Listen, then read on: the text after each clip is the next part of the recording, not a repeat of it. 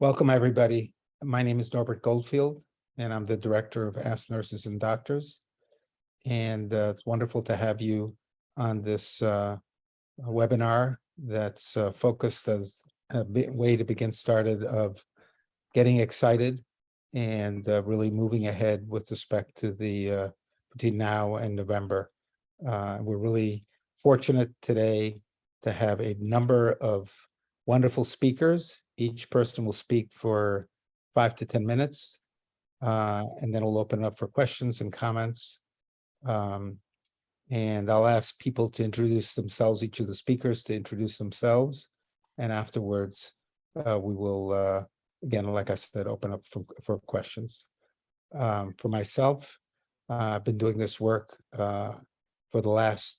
since 4 years now. We founded Ask Nurses and Doctors 4 years ago. It's been an exciting ride, not easy at all, I should emphasize, but it's definitely worthwhile. And I hope through this this webinar, whether you're retired or not retired, whether you're engaged or not engaged, we hope to really work closely with you to really make sure that in any way that we can be supportive of your working together on this political process, in whichever way you'd like. We'd like to engage you. The first speaker, I'm lucky to know, is Heather Booth. And I've known Heather for actually quite a few years at this point. And so without further ado, I'm going to pass it on to Heather. Well, I'm thrilled to be here, partly because Norbert is such a dear friend and he himself was saying at the beginning of this that he's in it for the long haul. He follows his moral values and figures out a way to find an opening to make the greatest change possible that he can make at any one moment. And Ask Nurses and Doctors is one of those things. I'm going to explain why in a minute. To be on this program with Evan, who's going to tell us about how this works in Maine, as well as around the country, and Jeffrey for how it works in Pennsylvania, two of the most important races where we really can change history. And Ask Nurses and Doctors plays a critical role because what you're doing is you're the validators, you're the engagers, because you are trusted professionals who can talk about people's real lives and real stories and telling the stories of patients that you've seen and what this means in the world. And we can make a difference, particularly at this point, when we are on a knife's edge between democracy and tyranny. And the tyranny part is so threatening and so frightening. I mean, in part, we see it around Roe and the Supreme Court decision, this most intimate decision in a person's life. The freedom to decide when or whether we have a child or with whom. My own background on this issue was that in 1965, I faced with friends who needed an abortion and I hadn't really ever thought about it before. I ended up setting up an underground abortion service, and the women of the service learned how to do the procedures. And between 1965 and 1973, the women performed 11,000 abortions themselves, non-professionals, that were safe, that were supportive, but not legal. When 3 people talking about performing an abortion was charged as could be charged as a conspiracy to commit a felony.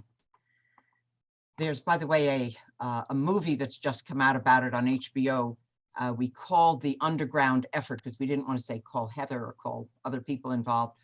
We said we called ourselves Jane, and the movie's called The Janes. Might be interesting to see. And there's another one coming out with Sigourney Weaver in September called Call Jane.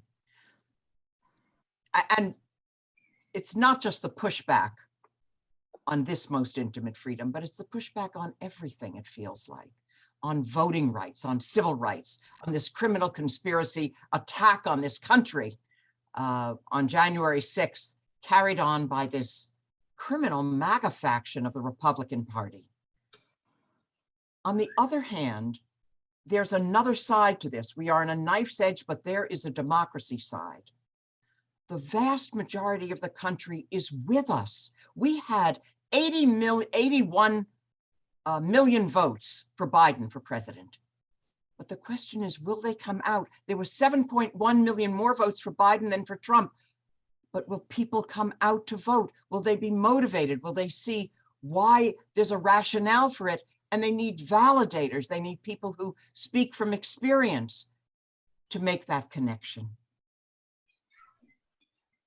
And then right now, there's an incredible opportunity, because if we just win 2 more seats in the Senate, just 2, we can open up the filibuster, codify Roe, and probably if we move in that direction, we'll be able to make changes on sensible gun laws. 80% of the country is for taking assault weapons off the street. There's almost 78% believe that a politician should not come in between a physician and a person making this most intimate decision of our lives. The country is with us on so many issues that are also health-related issues, and they're issues that you can speak to. And we know that from our history, that when we organize, we have changed this world. But we only make a change when we do the work every day, when we organize. I first learned this in the civil rights movement. In 1964, I went to Mississippi with the Freedom Summer Project, and many of you heard about that because there were the 3 young men who were volunteers. I was one of the Northern volunteers recruited to come down to support the courageous efforts of African Americans in Mississippi. And the summer gained notoriety when 3 young men, Andrew Goodman, James Chaney, and Michael Schwerner, were killed at the hands of the Klan. But within a year, we had a Voting Rights Act. In 1965, when I started this underground abortion service, by 1973, Roe became the law of the land because people organized, because they spoke out, including doctors and nurses. And our history tells us that when we organize, we change the world. That's what Kansas showed. Here you've got a red state and 60% turnout. If we turn out those people who voted previously in a midterm election, we will win. Plus, there's 17 million new young people who are coming of age, will be 18, who weren't eligible to vote in 2016. But it's really up to us. When I was in the civil rights movement, people sometimes said, or would ask the question, are you willing to die for freedom? And though I very much wanted to live, I was willing to take that risk if that's what was needed. But I think now it's a different question. It's, are you willing to live for freedom? Are you willing to do the work every day when it's too hot or too cold, or you're too tired, you've had a long shift already, and there's one more speech that night? But when you do the work every day, and we do engage people, in the past, we've changed the world, and with doctors and nurses working together with organizers and popular mobilization, I believe you will change this world and take the knife's edge into democracy. Thank you all. Thank you, Heather. By the way, on the Zoom, we have people from Pennsylvania to Maine to Florida. So we have good representation, and I'm sure we'll be spreading the recording far and wide. Evan, you're on the ground in Maine, and really appreciate the time that we've been working together. Look forward to hearing from you. Sure. Well, thanks Norbert for pulling this together. And thanks, Heather. I think that was really moving and so true, that there's just a tremendous amount of power that we can actualize if we work together and organize. So thank you everyone here for taking that first step and showing up tonight. My name is LeBrun. I'm the Executive Director of Mainers for Working Families. We're a nonprofit that basically tries to give Maine's working families and small business owners a fair shake in an economy that is increasingly stacked against them. So we actually don't work in the electoral space. We don't work on elections, but we specifically in Maine advocate for more affordable healthcare, for a more fair tax system, for a stronger and more accessible democracy, for workplace policies that make it easier for folks to live and work and raise a family in Maine. And you know, in the past few years, we've had a lot of successes, and the Maine legislature of late has passed just so many policies that really have grown opportunities to help working families thrive here. But one of our biggest priorities has been a work in progress since we started this organization about 3 years ago. And before us, advocates in Maine have been fighting for decades to make this a reality. And I'm talking about passing a paid family and medical leave program that covers every worker in our state. They get sick, or if they need to care for an ill family member, or if they're welcoming a new child into the world. You know, a lot of you may know this, but the United States is one of only 7 countries in the entire world that doesn't provide universal paid family and medical leave. You know, thankfully, there's precedent for enacting this at the state level. And currently, the District of Columbia and 11 states have passed the paid family and medical leave program. Maine, unfortunately, is not one of them. And you know, federally, we do have a Family Medical Leave Act, and Maine actually has our own unpaid family medical leave provisions, but only around 55 to 60% of Maine workers are actually eligible for one of those programs. And even for those who do have access to that unpaid family medical leave, most workers just can't afford to take an extended period of time off from work without getting a paycheck. And that's why we go to work. You know, right now, only 15% of Mainers have access to some kind of paid family and medical leave as a result of a decision their employer made. You know, and one result of that is that 25% of Maine mothers go back to work within 2 weeks of giving birth. You know, beyond the obvious stress that this places on new parents, there's measurable health consequences for our children as a result of this. You know, it's California, which passed a paid family and medical leave policy a number of years back, found that their program resulted in a 5% increase in children receiving both their hepatitis B shots. They found that the median number of weeks that mothers spent breastfeeding almost doubled after they passed this policy. And they found that there was a correlation between this policy and a reduction in obesity and ADHD and hearing problems in young children. And of course, this isn't even to touch on the health impacts for new parents who have access to paid leave, or for ill or ailing folks who are now able to be cared for in their homes by family members who are taking paid leave. You know, Maine is the oldest state in the country. Florida's right there after us. And you know, where I live and grew up, it's extremely common for workers to have elderly or ill or disabled family members at home that they take care of when they get back from work.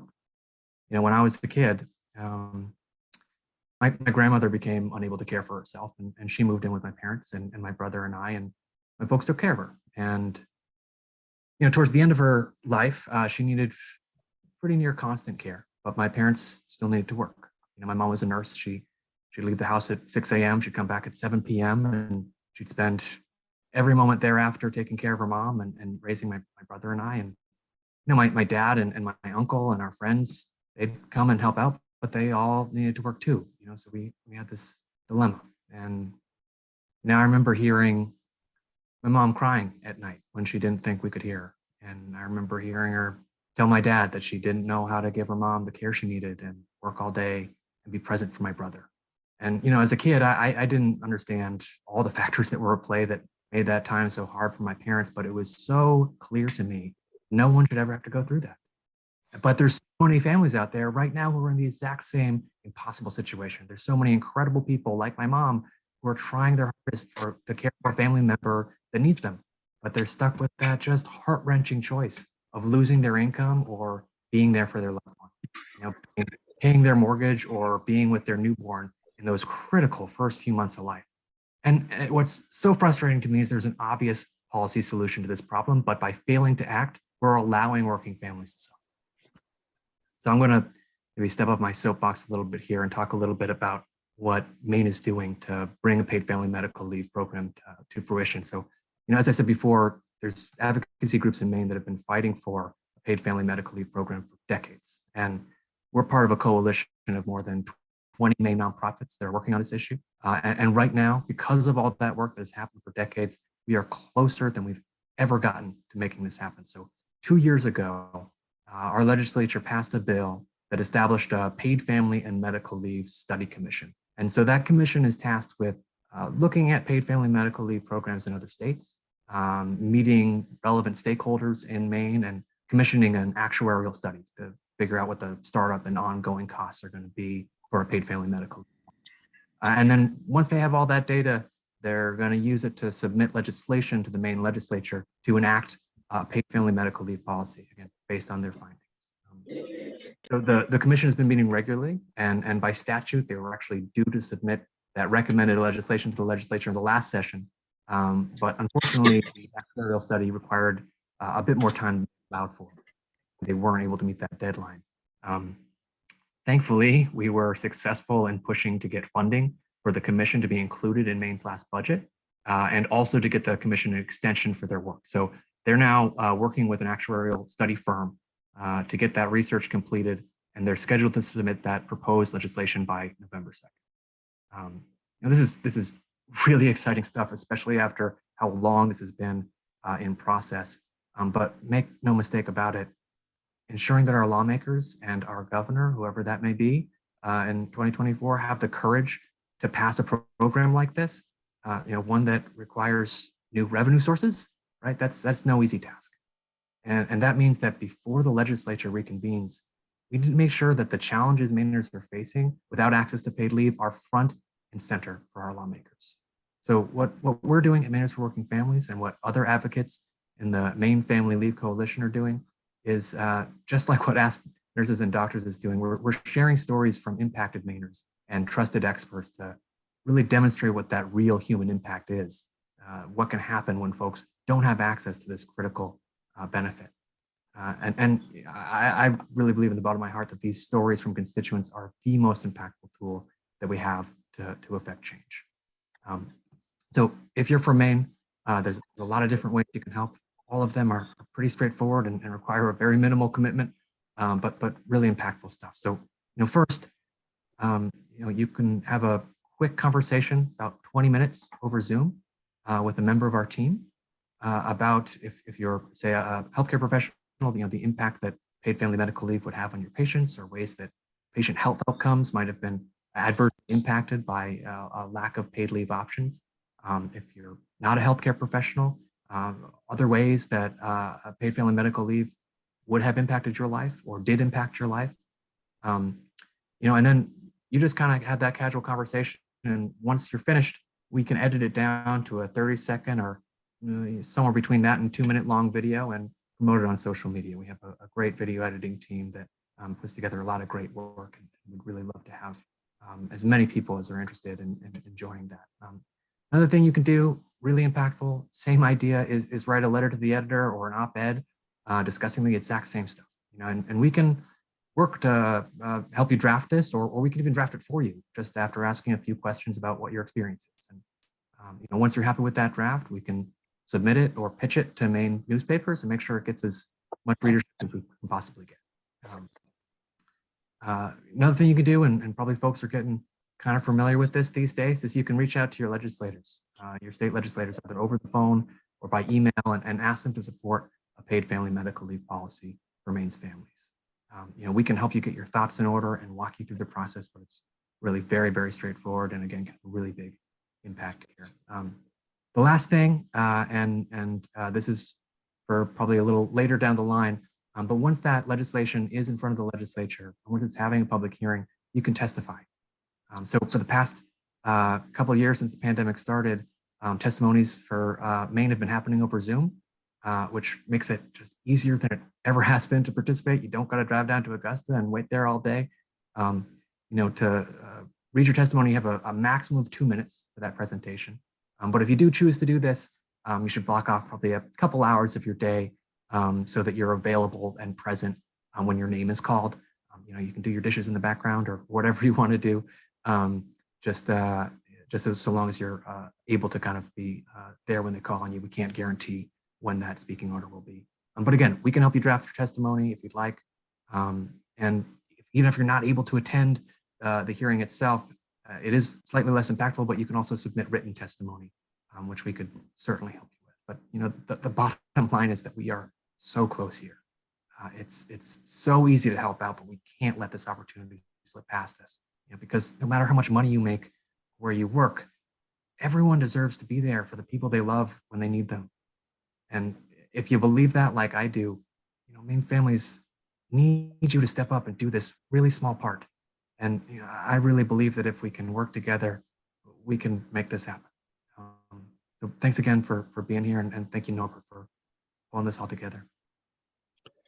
Thank you, Evan. It's really such a pleasure to work with you. And we have over 100 healthcare professionals in Maine that have worked with Ask Nurses and Doctors. And certainly it's understandable, especially in Maine, but everywhere. A lot of people are on vacation right now.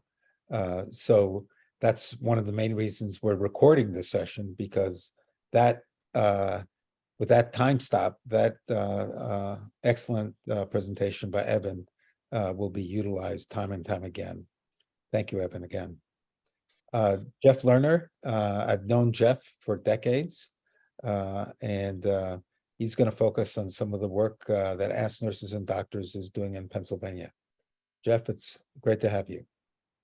Thanks very much, Norbert, and thank you, colleagues and people on this webinar. You are our colleagues. I am the former CEO of ECRI. I'm currently the president emeritus, and am an adjunct senior fellow at the Leonard Davis Institute of Health Economics at the University of Pennsylvania. And I'm in the Keystone State. We've been the Keystone State, Pennsylvania, for a long time, and we are again. I want to talk about practical tools for how we should operate going forward to the midterms and then after that. So the first step is to look at the title of my talk, this brief talk. It's called Look for the Hook, because that's what we need to do. We need to recruit people to help us, healthcare professionals.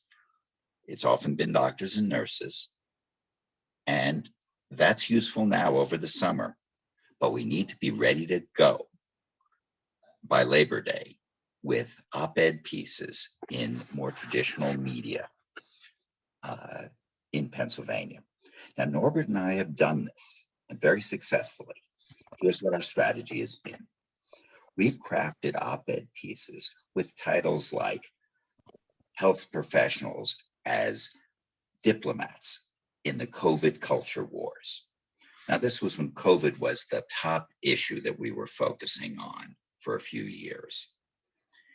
And it was a hook that worked with the editorial boards of news media like the Philadelphia Inquirer, where many, many doctors and nurses pass through Philadelphia. So that it's useful to talk about this in our hometown because of that, not because we would recruit Republicans. After all, Philadelphia is a Democratic city. But then we went to other counties in Pennsylvania, and we went to the swing counties. So we published in newspapers like the Wilkes-Barre Times Leader, which was Joe Biden's hometown. And we published in Altoona, and we plan to publish for the midterms in Pittsburgh. Now, what did we do? When I say look for the hook, what I really mean is two kinds of things. You have to have content. In other words, what issues are you going to focus? And you do want to often begin a piece with a personal experience, especially if you're a health professional. People relate to that, and traditional media relates to that. But you also have to use phrasing that's going to get a person to read the next sentence. And that's why we chose during the COVID period to emphasize the COVID culture wars. And we used the phrase that we needed a political vaccine, not just a biological vaccine. It turned out to be effective. We got published. So the issues are, what do you want to emphasize now? Now you have some very interesting ones, because obviously there's abortion and gun control, which have already been discussed. And the interesting fact there is that when you look at the percentage of the vote in Kansas, it means Republicans voted. They were swing voters on this issue. And it's the swing voter we want. But we need to go beyond the issues of abortion and gun control, as effective as they are, figure out how to use them. Because look at these other issues. Drug pricing, big issue here. Pennsylvania has an older population. They care about Medicare and drug pricing. Those of you who can remember what it was like to fly and have an in-flight magazine may remember the Chester Karras ads that used to appear in those flight magazines, those in-flight magazines. His catchphrase, his hook was, you don't get what you deserve, you get what you negotiate. And we need price negotiation in Medicare if we're really going to bring down prices. So that's a good issue in an older state, and frankly, pretty much anywhere. But there are other issues you can look at: mental health parity and substance abuse. And we'll see where COVID goes. It looks like a worn and weary issue right now, but it may not be by September. But the question is, how will you phrase it? How can you bring in your personal experience and then get that literary hook, whether it's alliteration you use or metaphors that can stay in a person's mind? But that's the goal. We've been successful. We need to be successful for all of the reasons the previous speakers have emphasized, and for all of the reasons you already know, or you wouldn't be on this webinar. Thanks so much, Jeff. And what you've heard from both Evan and Jeff may sound similar, but they're not. I want to emphasize, and this is very important, because there's any number of people, there's some people on the Zoom who can only work in a nonpartisan manner. So don't forget, Evan LeBrun is working as executive director of a nonprofit, and he does not work on specific election issues. Ask Nurses and Doctors is different, and Jeff spoke about how from a direct electoral perspective, but we can work with you on both perspectives, that is to say, a nonpartisan or a partisan perspective. I sent a note in the chat because I'd like to start having people think about any comments or questions before we get to the last but not least speaker. And that's somebody who, in fact, my wife says I'm a very strange person, because I'm so lucky to meet incredible people like Jeff, who I've known for decades, people like Evan and Heather, who I've known for less time, and Eileen Stein, who I literally met tonight for the first time. So what a joy, what a pleasure, what an honor to be with you, Eileen. And now I'll hand it over to you. And please start thinking about some questions or comments in the chat, and we can have some discussion before we close tonight's webinar. Thank you, Eileen. Hi, everyone. So I am Eileen Stein. My day job is I'm the Deputy Legislative Director for SEIU. And I'm here tonight to talk a little bit about the Inflation Reduction Act. This is the current iteration of Build Back Better and the reconciliation bill that we hope to move through Congress finally, or the Senate finally, in the coming days. Now, I will say, obviously, it is not the same bill as Build Back Better. This is a negotiated version that we were able to get Senator Manchin to agree to. So it is not, the exact bill that we had hoped for, but that does not take away from the fact that it is pretty monumental. I mean, it is As far as climate change is concerned, it is the most robust legislation that has passed in history to address climate change in this country.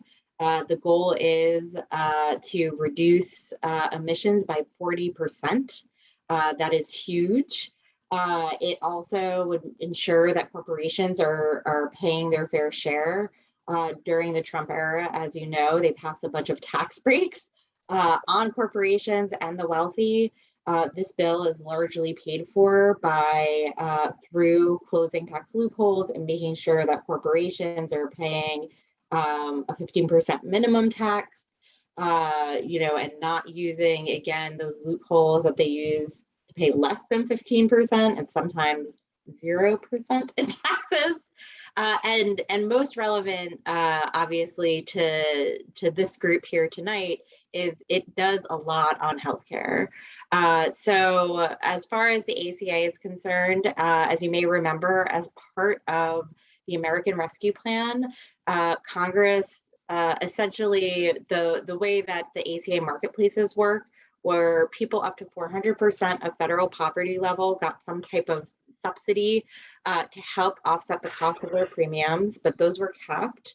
What the American Rescue Plan did was say nobody should pay more than about 8% of their income or 8.5% of their income for their premiums, and that was huge. That made a huge difference, especially for people between 400 to 600% of federal poverty level. It also meant that for some that their healthcare insurance premiums were no cost, which is, again, huge, especially for lower income individuals that really struggle, right? Who are on the edge where, every dollar counts. They are living paycheck to paycheck. And what those were set to expire next year, and people were going to experience that sort of sticker shock in the fall, because that's when you enroll in your plan for the following year. But what hopefully will happen again this weekend or early next week is we will pass this bill, and it extends these premium subsidies or these enhanced sort of premium protections for another 3 years. And probably the biggest headline in sort of the healthcare space of the Inflation Reduction Act are really the prescription drug provisions. I mean, this is something, and Heather could probably talk about this too, because she has long been involved with this. I mean, this is something that we have been fighting for decades, right? So, and it has been almost impossible to move the needle, partially because of the power of the pharmaceutical industry. So this is a huge breakthrough. And what it does is it allows Medicare to negotiate drug prices. It starts with allowing Medicare, I think in 2026, to negotiate on 10 drugs, and that the number of drugs increases over time. It institutes an out-of-pocket cap for people with Medicare on prescription drugs. It's $2,000. This is huge. And just from a personal perspective, my mom has cancer, and for one drug, her drugs are tens of thousands of dollars. And this will make a huge difference in her life and for many people's lives. I mean, we're so fortunate that there have been these breakthroughs in these treatments that literally mean the difference between life and death, that mean longer, healthier, better quality of life for so many people. And it is absurd that for some it is cost prohibitive, that lifeline is not available to them. And this bill really addresses that.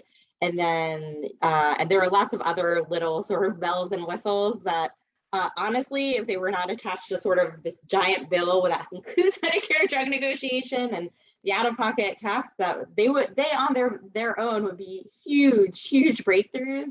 But I think the other thing to note, or one of the other provisions to highlight in the prescription drug space, is really that essentially if drug manufacturers increase the price of drugs higher than the rate of inflation, they then have to pay that money back to Medicare. And that is a big deal, because we've been seeing these huge price jumps, right, in the cost of these prescription drugs. So the fact that they are essentially like tied to even beyond, I mean, understanding that inflation is quite high right now, but those jumps are, far exceed even, the inflation levels now. The fact that they are sort of linked and bound by inflation as far as price jumps are concerned is a really big deal. And we already know, frankly, that the pharmaceutical industry has, a playbook that they are putting together to fight this law, even once it passes, including, trying to use international trade agreements, right, to block sort of implementation of this of these provisions, because they are they do sort of change the entire dynamic of how we deal with prescription drug, costs in this country. But it's why we want to hold on to these changes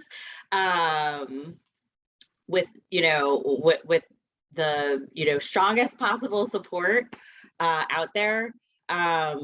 So all of this to say is that this bill is a really big deal.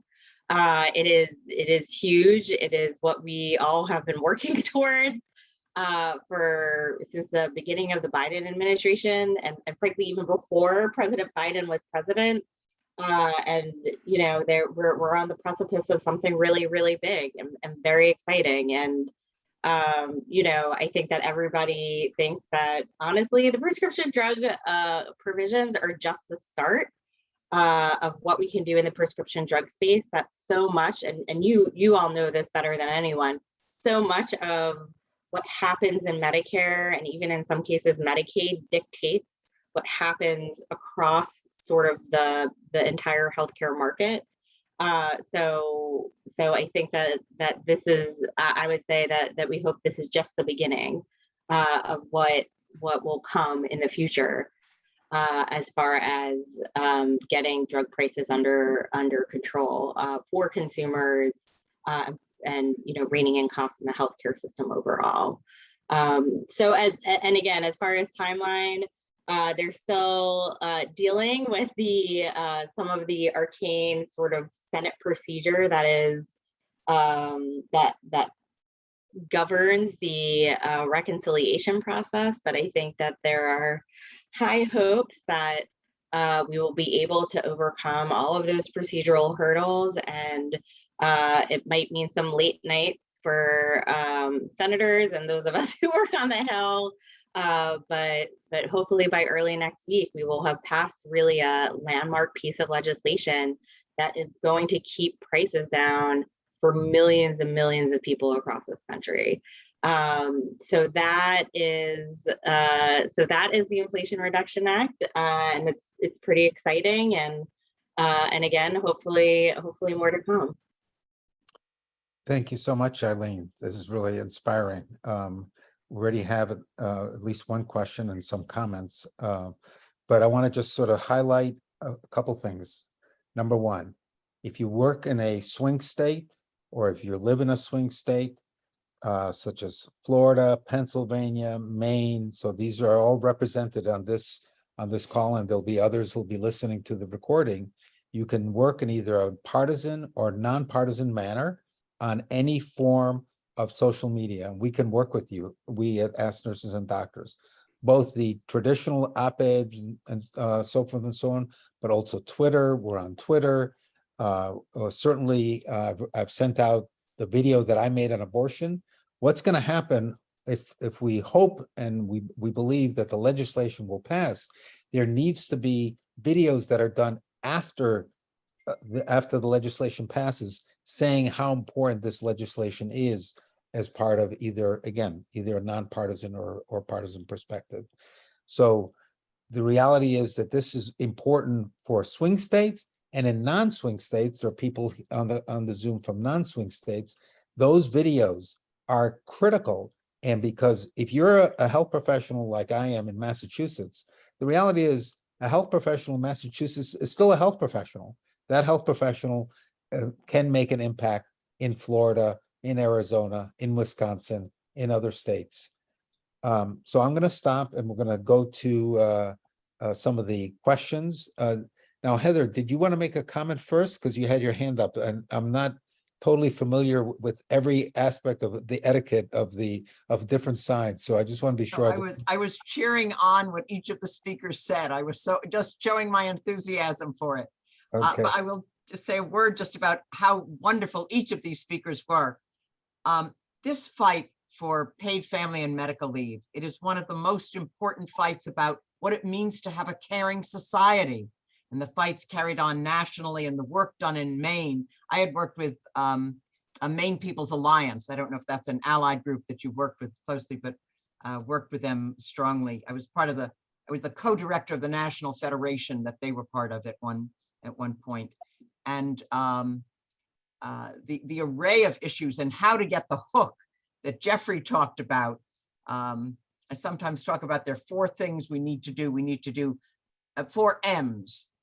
We need members. We need to recruit people, real people. How many people do we recruit? We have to have the right message.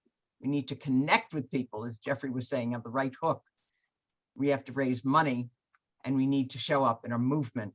So I was so glad what Jeffrey was talking about, such an essential part. And then I just wanted to say on Eileen, I think that's when I was going like this. I had been the progressive outreach director and seniors outreach director for the Biden campaign. And since then, I've basically been working to pass what this act is now called. I worked on the particular one aspect of it. And we're not on the finish line yet. We need your support, and we need doctors and nurses and doctors to be validators. So I was just cheering them on. Thank you, Heather. Cindy Johnson from Florida asked, will the Inflation Reduction Act do away with the donut hole that President Obama started to do away with? For Eileen? Don't remember the specifics, because I think that actually the ACI does phase out the donut hole. And I think what is important is the sort of out-of-pocket cap that exists. So basically, if you're spending, like if you spend more than $2,000 on drugs, that is all you pay out of pocket. So even if there was if there was a percentage that people under the ACA continue to pay during the coverage gap in Medicare Part D, it's that if at any point their costs exceeded $2,000 a year, their cost would be capped at $2,000. So I can get back to folks with the actual specifics. I'm like trying to remember the charts in my mind, and I don't want to misspeak. But I think that is partially why the $2,000 out-of-pocket cap is so important, is because it's regardless of when you're paying it, it just means that you're not going to pay over that amount for your drugs. Thank you. This is a question I'm going to pass to Heather. Suggestions for capitalizing on the Kansas vote to quickly create a framing around abortion and branding right-wing extremism for the midterms. There's actually a fair amount of this has been tested for the language, for the hooks. This is, so maybe Jeffrey might want to comment too. But the language I was using, much of it has been tested language. So first of all, for building on Kansas, part of what we need to do is to tell people we can do it. People are so dispirited. Our own people are dispirited. Many of us are dispirited. It's just been so hard for so long. And it's a little frightening. Midterm elections, MAGA's on the rise. Where are we? We know all of our flaws, but we don't see theirs. We need to be agents of hope. Kansas is one way to talk about it. But I'm going to say something else and I've forgotten part of the point. So we need to take this message around. And maybe, Jeffrey, do you have something more to say about? Well, I do in one sense, because I think the Kansas situation is really critical. You know, if you look at the polling, this wasn't supposed to happen the way it happened. What did happen was people clearly crossed lines and they went for the issue. They didn't engage in the, oh, you know, Democratic, Republican, call it what you want, debate, divide. They were issue oriented. And I think when you have something this overwhelming, you can message it as something that everyone should be able to agree on. Now, it's not true that everyone agrees on it, but enough of everyone does. In other words, we can get out the vote with this issue.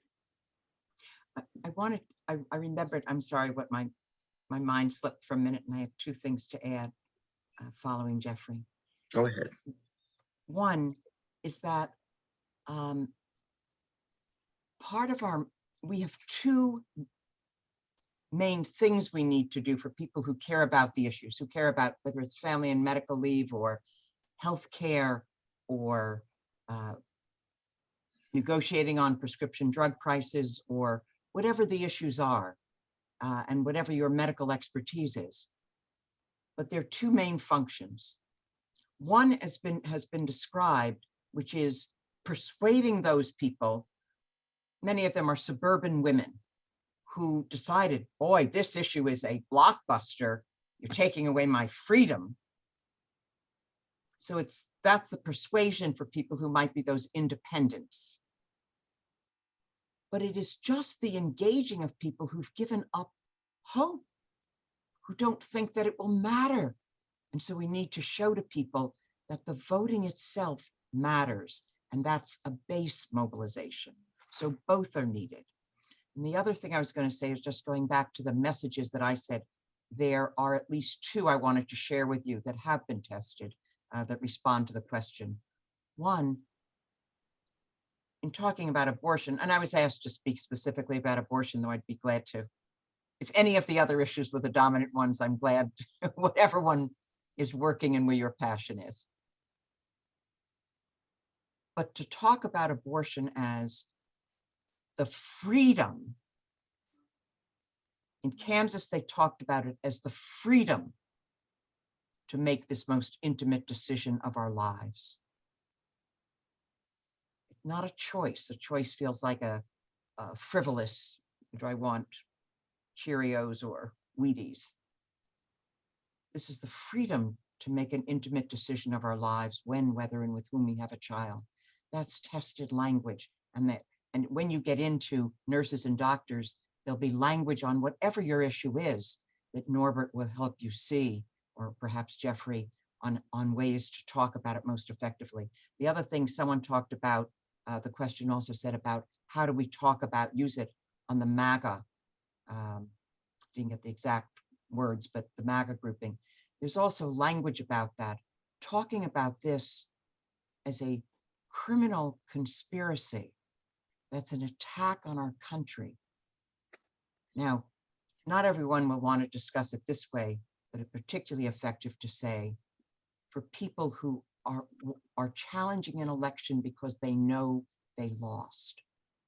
So what I'm saying are things that are both true, and those are two ways to talk about two issues that have been tested and are quite powerful, particularly the freedom discussion, which is how they did it in Kansas. And I think on any of the issues, Dr. Goldfield, Norbert will have language that helps you make the most effective argument.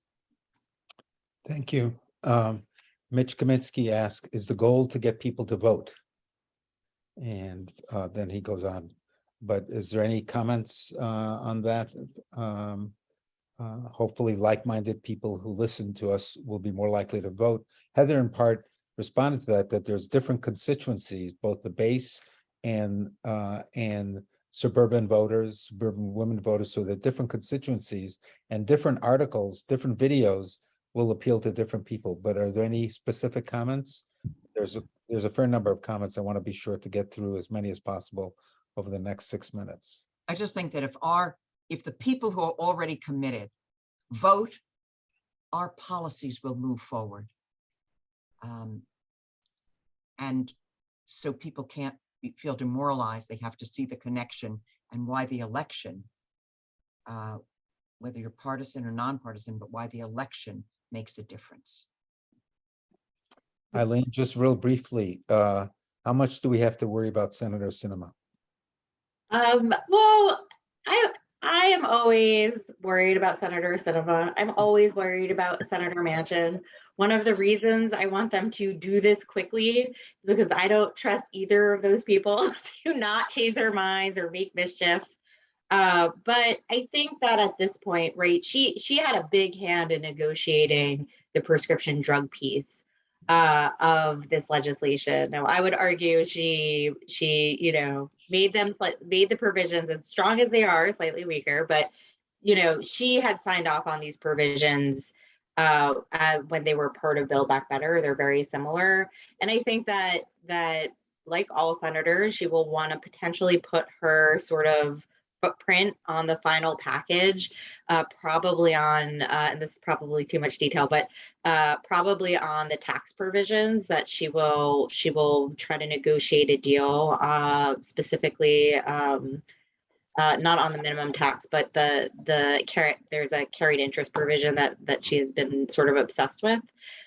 So I think people expect that to happen, but that nothing that she is going to demand are sort of the linchpins of the agreement reached between Manchin and Schumer. So there is full, and that people don't expect her to, single-handedly tank this very sort of precarious agreement that we have, just because it is so popular and it is such a breakthrough. So I think people are right to be concerned, but that there does feel like there is a track that is laid for her to be able to get to yes, and for us to be able to, again, get the 51 votes counting Vice President Harris that we need. Thank you. Thank you. In the few minutes that we have left, there's 3 comments for you, Jeff, and including one that's sort of general that everybody could comment on. So Catherine Schneider asked the question in terms of Pennsylvania. So aren't op-eds either preaching to the choir at the or pointless for highly partisan Republicans, especially those who don't care about re-election? And then there's the comment of from Mitch Kaminsky. What about they're all crooks and not going to vote anyways? In Pennsylvania, Fetterman and Oz are both characters who could be easy to write off. And lastly, from Meryl Guzner, are there opportunities in Pennsylvania to flip congressional seats using issues like abortion, gun control, and price negotiation? So I'm putting those 3 Pennsylvania questions together. Mm-hmm. Well, I think Pennsylvania is a swing state. So that's a historical issue. So that, in a sense, addresses the first question. Can people be persuaded? Well, historically, yes, they can be. The question is, what issues will do that persuading? And then, how are we going to be part of that process? Now, I do think that, you take something like mental health care, mental health parity. Well, everyone cares about that. Mental health used to be something that happened to other people. Now, mental health is your health. That's partly a result of COVID, but it's also, due to many other factors, including, of course, the rise in substance use disorders, and actually many mental health disorders. I think that those will play very well in Pennsylvania. They'll play particularly well in suburbs that have swing voters. After all, you've got a population that is not happy. It's Republican, but it's not happy with the MAGA perspective. So you do have a chance there. Now, look, if people won't vote, to the question of if they're all crooks question, well, that's a very interesting one. Now, you can try, if you are persuasive, if you can really develop good hooks, to try to tell people, look, if you want more of the same, why don't you do nothing? Because that's not what we do with crooks. We actually have social ways of addressing crooks. So now this is getting a bit metaphoric, but the point is, do nothing, you get nothing. And so I think we can make those arguments. It's a question of the skill with which you make those arguments and where you place them. Spend your time on the swing voting districts. I think it can work. Well, I know it can work because I've been there, done that.